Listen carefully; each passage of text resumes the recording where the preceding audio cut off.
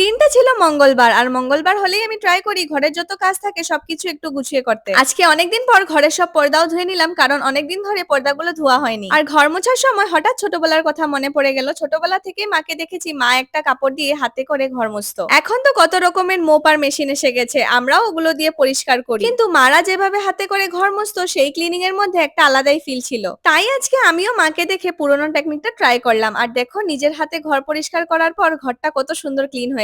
আর ঘর মুছতে মুছতে কিন্তু অনেক টাইম লেগে গেল, প্রায় 11টা বেজে গেছিল। তোমরা অনেকেই ভাবো আমি কিছুই কাজ করি না, কিন্তু এরকম একদমই না, আমি আমার নিজের কাজগুলো নিজেই করি। যাই হোক, ঘর মোছা শেষ করে আমি চলে গেছিলাম পর্দাগুলোকে ধুতে। এত রোদ্র দিয়েছিল আমি ভাবছিলাম যে আজকে সব পর্দাগুলো শুকিয়ে যাবে, কিন্তু এরকম একদমই হয়নি। পর্দাগুলো ধুয়ে মেলার পর ঠিক একটু দেরি পরে এত জোরে বৃষ্টি আসলো যে আমার সব পর্দা ভিজে গেছিল। কিছু তো করার নেই। আর এদিকে দেখো আমি ইলেকট্রল খাচ্ছি, কেন কি আমার মাথা প্রচন্ড ঘুরাচ্ছিল। বৃষ্টি নামার ঠিক 5 মিনিট পর এরকম ভাবেই রোদ্র উঠলো যে এরকম লাগছিলই না যে একটু আগে এত জোরে বৃষ্টি পড়ছিল। তাই আবার পর্দাগুলোকে ধুয়ে রোদ্রতে দিয়ে দিলাম। বৃষ্টির জলে যদি কাপড় ভিজে যায় আর ওটা যদি না শুকায় ভালো মতন, তবে কিন্তু অনেক বেশি গন্ধ করে। আর এই রোদ্রতে কিন্তু আমার পর্দাগুলো শুকিয়ে যাবে।